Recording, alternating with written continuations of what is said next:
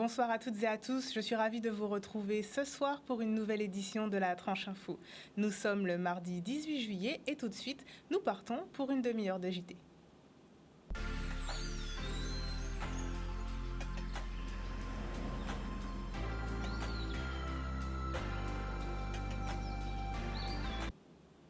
C'est un préavis de grève illimité que viennent de déposer les pilotes des compagnies Air Antilles et Air Guyane. Lancée initialement du 14 au 19 juillet 2023, la mobilisation de la section CARE du syndicat national des pilotes de ligne devrait se poursuivre pendant les vacances estivales. Les pilotes réclament entre autres une revalorisation de leur salaire et une amélioration de leurs conditions de travail. On fait le point avec Solène Fèvre. Aujourd'hui, on est rassemblés parce qu'on se retrouve dans une situation intenable. Il y a 3 ans, la direction générale a dénoncé nos accords collectifs pour les pilotes. Sans ces accords, il n'y a pas de cadre de travail. Nous avons fait preuve d'ouverture en permettant effectivement de cesser ce conflit et de négocier. 6 mois plus tard, il n'y a toujours pas de négociation. Alors aujourd'hui, la situation à Air Antilles est très compliquée. Comme vous le savez, c'est une compagnie qui a une dette énorme qui a été générée pendant les années du Covid. Cette compagnie a une volonté de discuter avec les pilotes. Par contre, elle ne peut pas se permettre aujourd'hui d'accepter toutes leurs revendications. Nous avons fait une proposition à la direction d'un accord qui est juste et équitable. La revendication de 15% de revalorisation de nos salaires de base, c'est totalement justifié. Ça gomme juste l'inflation. Un officier pilote de ligne se rapproche du SMIG. C'est quelqu'un qui a des frais de formation à hauteur de presque 100 000 €, des traites qui avoisinent les 800 € par mois. C'est intenable. Les augmentations ne correspondent pas du tout à la situation économique de l'entreprise. Ensuite, c'est une entreprise qui comporte un groupe plus de 311 personnes et on ne pourrait pas satisfaire uniquement une seule partie de la population au détriment des autres en particulier. Le reste de la société nous soutient. Malheureusement, ils sont dans des conditions économiques pires que celles que les pilotes. Ils ne peuvent pas, en l'état de ce qu'on comprend, assumer une grève pour pouvoir venir participer à ce soutien. Et il est urgent que cette situation cesse et que la direction générale vienne à la table des négociations. Notre préoccupation première, ce sont les passagers qui ont fait le choix d'avoir pris un billet Antilles et de les acheminer à leur destination finale. Bien sûr, nous privilégions notre compagnie et en fonction du nombre, puisqu'il est important, nous voyons avec les compagnies qui sont normalement nos concurrentes, mais nous trouvons à acheter des billets ou à composer avec elles. Donc on transporte aussi sur la concurrence et on n'a pas le choix, puisque le plus important pour nous, c'est que les passagers ne perdent pas leurs billets et leurs vacances. Aujourd'hui, on est capable de transporter entre 600 et 800 passagers par jour. Ça représente en moyenne 70% de ce qu'on fait habituellement sur le réseau dans des conditions normales d'exploitation. Voilà, donc on arrive à remplir quand même nos avions avec l'offre qui est encore, on va dire, délétère vis-à-vis des circonstances actuelles. Ce matin, j'ai reçu un courrier du SNPL parlant de la sécurité des vols, et là j'en parle en tant que cadre responsable. Je peux vous assurer pour les pilotes, pour les hôtesses, pour les passagers qui sont à bord, qu'en aucun cas la sécurité des vols est remise en question. Les adhérents se sont prononcés à 95% ce 12 juillet pour pouvoir reconduire la grève de manière illimitée. Et on est engagé effectivement dans un mouvement jusqu'à temps qu'on ait obtenu satisfaction et qu'il y ait un accord juste et équitable. On est surtout là pour remercier tout le personnel d'Air Antilles qui se donne corps et âme dans cette situation très difficile, inédite. Nous faisons tout pour acheminer nos passagers, comme mes collègues vous l'ont dit. Donc nous remercions les pilotes qui se battent, nous remercions le personnel au sol, nous remercions tous les cadres dirigeants qui sont là et qui ont encore un espoir de sauver notre compagnie et de nous permettre de continuer à voler dans la Caraïbe. La direction générale d'Air Antilles et les pilotes en grève se sont entretenus cet après-midi pour entamer des négociations. Nous ferons le point ensemble demain. Pendant les vacances, les manifestations et soirées festives se multiplient et les incidents avec. Certains bars et restaurants ne respectant pas les réglementations en vigueur, le directeur de cabinet du préfet a organisé aujourd'hui une réunion afin de rappeler les règles applicables pour les établissements recevant du public. Propos recueillis par Gérard Loiseau. c'est une réunion qui a associé les maires, les syndicats professionnels, de restaurateurs, de patrons de discothèques, d'événementiels, et puis les forces de sécurité, afin de faire le point sur l'organisation, les modalités d'organisation de soirée, et puis sur les règles qui doivent s'appliquer. Et bien, quand on est un restaurant, eh bien, on ne se transforme pas en boîte de nuit. Il y a des règles. On ne peut pas se transformer en piste de danse sans respecter un document qui s'appelle le GN6. Il y a des horaires de fermeture. Eh bien, c'est des horaires de fermeture. Bien évidemment, il faut le respecter. Lorsqu'on est un bar ou un restaurant, on n'organise pas des soirées jusqu'à 6 h du matin. C'est bien le respect de ces règles qui ont été rappelées, et aussi bien pour les manifestations qui se déroulent dans des établissements recevant du public que dans des manifestations à l'extérieur. On a un regard plus appuyé, je dirais que ce regard, il est porté depuis longtemps sur ces événements. On a eu plusieurs réunions au cours de l'année dernière avec les élus, réunions de sensibilisation sur les règles à respecter dans un établissement recevant du public, sur les horaires de fermeture. Aujourd'hui, effectivement, on le voit, les week-ends qui se sont écoulés ont été l'occasion de faits d'ordre public majeurs. On a des tirs à l'entrée de manifestations, on a eu des dérives dans les établissements. On met aujourd'hui, pour certains acteurs, clairement en danger la vie du public. Il s'agit de réagir et de veiller à l'application de ces règles et de toutes ces règles.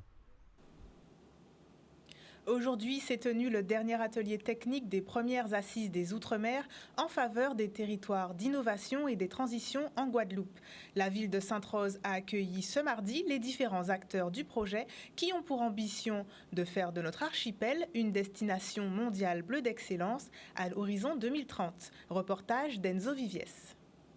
Nous sommes réunis avec le groupe Odyssea et toutes les communes de Guadeloupe qui ont signé le label Île de Guadeloupe, qui consiste en fait à faire un consortium de villes de Guadeloupe qui vont ensemble défendre un vrai projet d'économie bleue et verte pour le pays. Et donc aujourd'hui, après une semaine d'atelier, on se réunit à Sainte-Rose pour faire le point, faire le bilan, voir comment les choses se sont passées, et puis mettre en perspective le mois de septembre où nous allons créer la commission des maires pour aller défendre à Paris, à Bruxelles et ailleurs, nos dossiers, et faire en sorte que le pays de Guadeloupe puisse se développer dans le secteur du tourisme. Un bilan très positif. D'abord, les communes ont joué le jeu pleinement avec les services, avec le monde économique représenté très largement par M. Cholette notamment, et également par le président de France Active, M. Virasamy. Après 5 ateliers, on a commencé à voir l'intégralité et faire comprendre à tout le monde l'importance de l'économie bleue sur le territoire. Alors j'aime dire un objectif, 4 millions de touristes, 300 000 personnes ou 400 000 personnes de plus par mois en Guadeloupe. Comment on met cela en branle? Comment on met le touriste? Comment on fait le touriste visiter? Comment on le nourrit? Comment on le loge? Comment on le véhicule? Comment on l'occupe? Et tout ça, ça fait partie de cette économie bleue, de comment développer ce territoire. En réalité, la seule vraie piste sérieuse que nous avons en termes d'économie pour le pays, c'est l'économie bleue et l'économie verte. Et aujourd'hui, ce sont des secteurs qui ne sont pas exploités, en tout cas qui sont sous-exploités, très largement sous-exploités. Et il faut que nous donnions une chance à la Guadeloupe de pouvoir se développer dans ce secteur-là. Donc les ateliers ont été très positifs. Ça nous a permis de mieux sensibiliser encore les acteurs sur les vraies problématiques qui concernent cette belle filière. Les revendications sont financières, bien sûr. Il faut mettre en place un projet de territoire pour l'ensemble de la Guadeloupe et puis aller défendre ce projet-là auprès des ministères. D'abord la région et le département qui soient des vrais partenaires pour la Guadeloupe, ça c'est essentiel. Et je pense que là-dessus, on n'a pas de doute sur le fait que la région, le département et les EPCI puissent nous suivre, mais aller plus loin au niveau des instances ministérielles, européennes, pour programmer un certain nombre de projets pour la Guadeloupe dans ce label que nous avons mis en place. Donc, revendications sur l'organisation financière, bien sûr, mais convaincre réellement sur le vrai projet que nous menons pour le pays.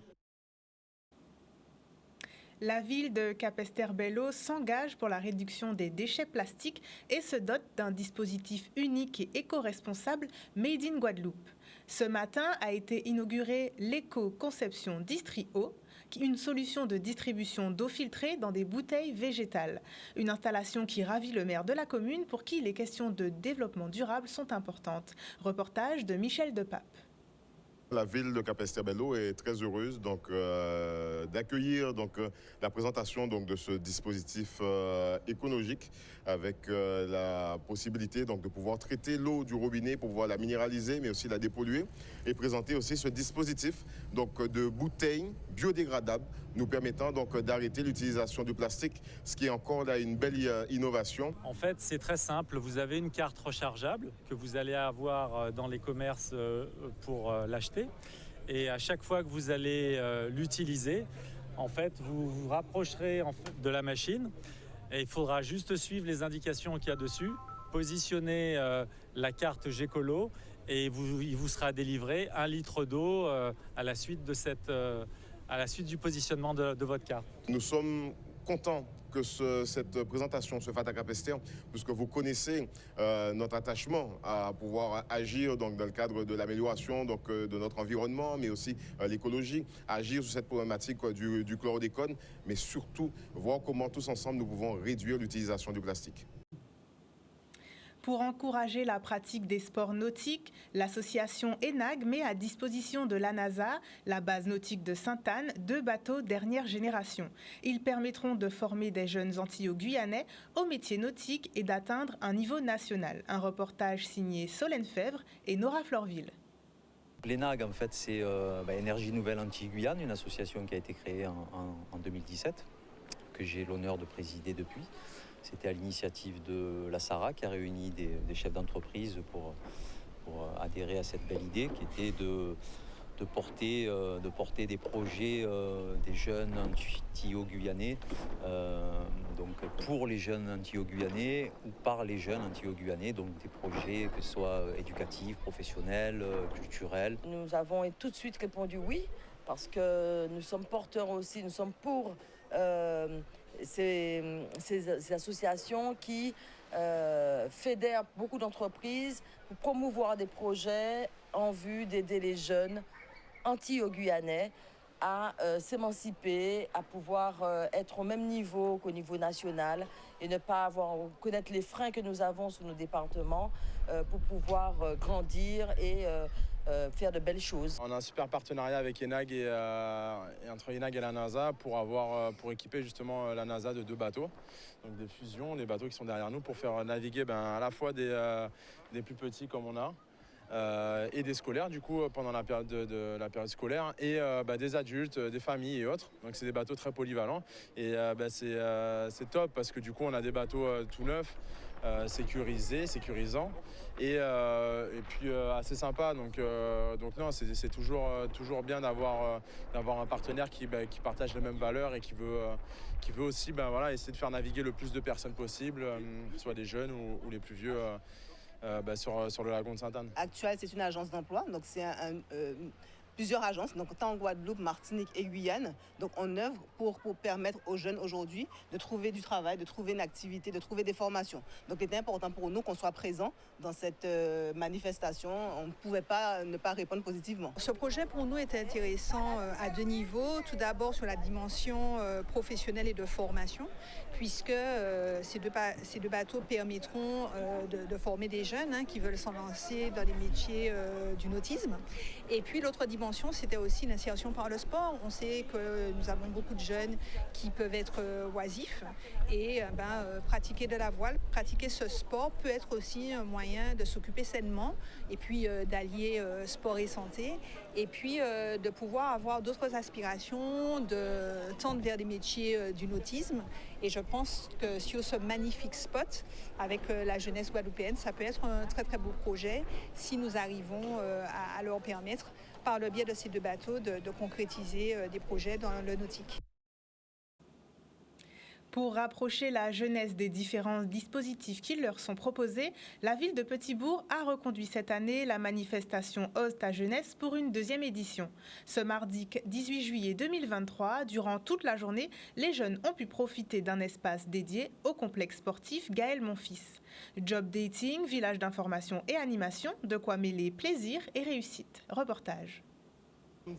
Par rapport à l'an dernier, pourquoi ne pas renouveler la manifestation et faire en sorte que les jeunes sur une seule plateforme rencontrent tous les différents partenaires qui viennent encore nous soutenir dans cette démarche. Des dispositifs, il en existe. mais les dispositifs sont quelquefois éloignés géographiquement de la jeunesse. Donc nous nous sommes fixés comme objectif de créer de nouveaux concepts, de nouvelles formules et faire de sorte de se rapprocher plus des préoccupations des jeunes et de sorte que ça soit aussi attractif. Donc effectivement, nous avons aussi des moments avec des artistes, ce qui nous permet de ramener beaucoup plus de jeunes sur ces stands et faire de sorte que l'information leur soit portée. Le travail de communication se fait en proximité et les communes sont l'échelon de proximité de base et on est tout à fait honoré en tant qu'association sur le retour au pays d'être associé par la ville de Petit-Bourg à cet événement à destination de la jeunesse parce que travailler sur le retour au pays, c'est d'abord travailler sur les départs contrariés, c'est-à-dire faire en sorte que les jeunes ne partent pas parce qu'ils n'ont pas le choix de partir. Il faut qu'ils sachent qu'ici aussi, il y a des opportunités professionnelles. Il faut qu'ils sachent qu'ici aussi, il y a des besoins de qualité, des emplois avec des perspectives et qu'ils peuvent aussi, avec une bonne orientation, avec des choix éclairés, trouver des solutions et faire en sorte qu'ils puissent ne pas partir si ce n'est pas nécessaire ou alors partir pour se former dans un métier dont le pays a vraiment besoin. Nous voulons aller plus loin avec des moyens plus mobiles, avoir des bureaux mobiles qui nous permettent de travailler avec des partenaires et aller directement dans les quartiers, dans les zones où se trouve notre jeunesse. Connaissez-vous l'histoire de votre nom de famille? Le Parc national de Guadeloupe, en collaboration avec le Comité pour la marche du 23 mai 98, vous propose de partir à la découverte de l'origine des patronymes guadeloupéens. À travers des ateliers itinérants et gratuits de généalogie, le public pourra retracer son histoire familiale dans 7 communes de Guadeloupe, et ce, jusqu'au 28 juillet. Reportage d'Olivier Moradel. Depuis le 6 juillet jusqu'au 16 août, nous sommes en Lionnage, Pounati et Kilti. Nous partons dans les communes à la rencontre de la population pour proposer des animations en lien avec les patrimoines naturels, culturels et paysagers de la Guadeloupe. Ce qui se passe derrière moi, c'est un atelier de généalogie avec l'association CM98, Comité pour la marche du 23 mai 1998. Nous proposons aux personnes qui le souhaitent de partir à la recherche de l'origine de leur nom de famille. C'est une très bonne chose, c'est très important. Enfin, pour ceux qui me concernent, depuis petit, j'ai toujours été très curieux. J'ai toujours eu le désir de connaître mes grands-parents. C'est à partir de là que j'ai commencé l'arbre généalogique. C'est à partir d'un acte de mariage, entre le grand-père de mon grand-père, qui était un Africain, puisqu'on était à l'époque de l'esclavage, capturé donc en Afrique, qui a été déporté. Il a rencontré celle qui est devenue par la suite son épouse, Andrea Dreyfus. Maintenant, mon vœu le plus cher, c'est d'aller voir ce qui se passe de l'autre côté.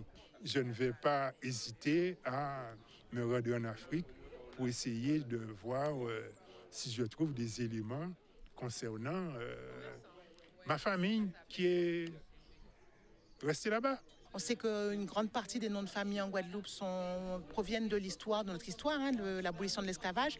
C'est en 1848 que les nouveaux libres ont acquis le droit d'avoir un nom de famille. Ces noms ont été donnés par des officiers d'état civil. Ils sont consignés dans des registres, les registres des nouveaux libres. Et le CM98 a fait un grand travail de recherche auprès des archives départementales pour retrouver ces noms et les mettre à disposition de tous dans une base de données en ligne qui s'appelle enchoucage.org. Vous tapez votre nom et vous avez la possibilité de retrouver le premier qui a porté ce nom au moment de l'abolition de l'esclavage, donc après 1848. C'est une bonne initiative, d'après ce que j'ai compris. Ça a commencé déjà depuis la semaine dernière, de ce que je sais. Et donc, ça nous permet de retrouver nos ancêtres et de pouvoir faire notre arbre généalogique. Et j'ai rencontré Linda, qui est ma cousine, d'accord, 2e degré, je crois. Elle m'a invitée à venir parce que je voulais aussi chercher du côté de ma mère, de ma grand-mère maternelle. Les féminines ont aussi droit à leurs entrées à la Corsair Foot Academy. Le stage de perfectionnement et de détection de football accompagne les jeunes de 12 à 16 ans pendant 5 jours. Entraînées par l'ancien joueur de l'Olympique lyonnais Sidney Govou, les jeunes femmes bénéficient d'un entraînement personnalisé et d'un espace pour s'exprimer librement sur le terrain. Reportage de Maxime Morel. C'est important parce que les jeunes ont besoin. Ici, c'est en dehors de la métropole. Ils n'ont pas forcément beaucoup de joueurs qui regardent dans les grands championnats, qui viennent ici à part en vacances. Donc là, on allie un peu les deux. On est un peu en congé parce qu'il fait très chaud. Mais on bosse, on leur donne ce que j'ai appris. J'ai la chance d'avoir passé mes diplômes d'entraîneur en France. Et voilà, on essaie de transmettre à notre petit niveau. Le fait d'avoir des professionnels, être en contact directement avec eux, déjà, ça donne beaucoup d'envie. Et puis, ça donne d'autres perspectives aux filles, pas qu'à l'échelle régionale, puisqu'elles peuvent tout simplement aussi partir ou justement améliorer que ce soit techniquement ou tactiquement lors de ces stages. Voilà, pas mal. Voilà, au sol. Voilà. Voilà. Je pense qu'elles sont valorisées, elles ne le savent pas, mais elles sont valorisées. Moi, j'ai la chance d'avoir joué dans un club qui est l'Olympique Lyonnais, où il y a une grosse part pour le parti féminine. Donc on voit que ça prend très bien. L'année dernière, il y avait des filles qui étaient un peu à droite à gauche. Là, le fait de les recentrer entre elles, ça permet de mieux travailler et aussi se sentent mieux. Et à ce juste valeur, elles ont aussi le droit de jouer au foot, elles le font très bien. Donc c'est ma première expérience avec les féminines et je trouve ça très intéressant. Nous sommes arrivés au terme de ce journal. Merci de votre fidélité. Je vous retrouve demain à 18h30 pour une prochaine édition du JT. Excellente soirée sur Canal 10.